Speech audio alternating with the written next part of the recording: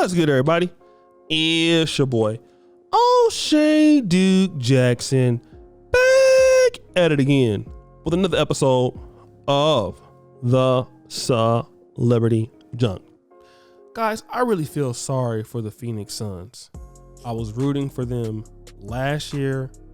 They went up 2-0 and then lost to the Bucks. And I felt sorry for them this year. They were the best, record in the league, 64-18. And, even in the 90s when I was, coming up as a teenager, Phoenix had a pretty good team. They had Dan Morley. They had Kevin Johnson. They had Charles Barkley. And they would always, at that time, they would have the best record in the league regular season. Then the playoffs would come and they would they would choke, right? And, to be fair, when Chris Paul got there, they were trash. So they've become a very, very good team.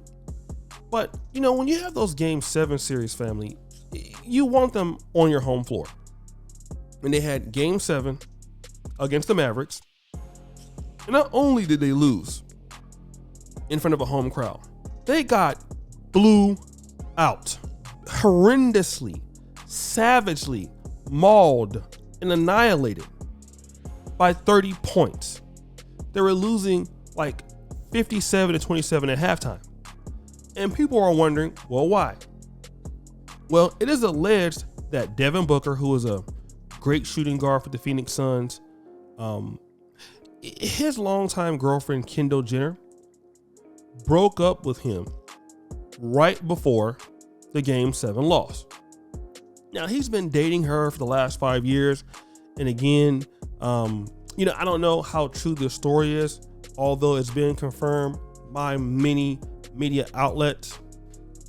And my question for him, or my question for many of these athletes, and I understand the fact that when you're a high profile player like Devin Booker, that it's probably hard for you to date the normal lady, after you get rich. And here's what I'm saying. Guys like Russell Westbrook, LeBron James, they were with their wives prior that I believe, to them getting money or them getting very famous.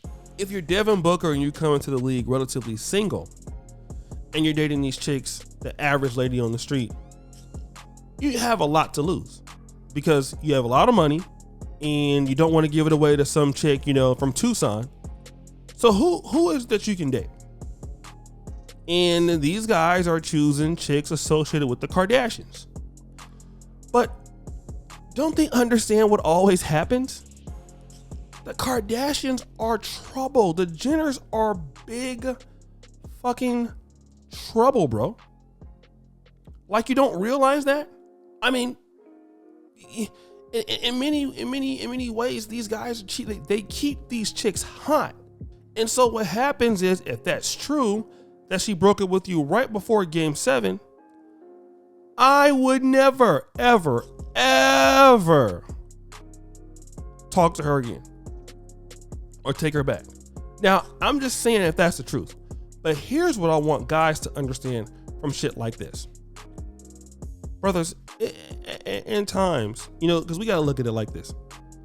The longer you date women and the more you want to date women, sooner or later, you're going to find somebody you like. Okay?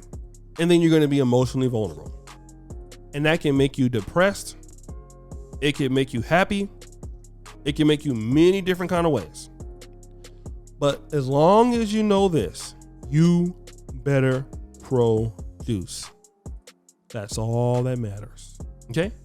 Because if in Game 7, if you lose because your girlfriend broke up with you and you played terrible, that's weak. It's unacceptable.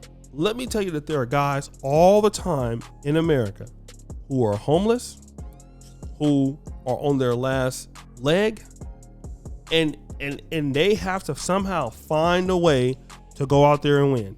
I'll take it like this. Remember Michael Jordan had that great flu game in the 90s. He could barely walk off the court. But production is key. So I have a bend or break mentality for you guys. Again, I know in the manosphere and the red pill communities, guys try to make themselves out to be too alpha, You don't feel anything for anybody. I just don't think that's true. I know that's true. I've been in the manosphere, and for a time, I was the focal point of the Black manosphere community, and at that time, I had problems for women that I felt something about. I was loving them. Okay, I was a figurehead of the community, but at the same time, listen, when the work has to be done, the work has to be done. Forget how I feel. I got a mama that I need stuff to be taken care of. I can't tell her, well, I can't help you out this month, or I can't, help buy my grandma some new sandals or whatever else, or a new church wig. Oh, I can't buy that for you because my girlfriend broke up with me and I just can't produce anything. I'm depressed. I just can't say that. And as you get older and as you get more experience, things are gonna hurt, man. But you got to be able to get over those things quicker. You can't let it affect what you do every day, because you got people depending on you. And number two, you depend on yourself. That's the main thing. Because a lot of times men don't have any help.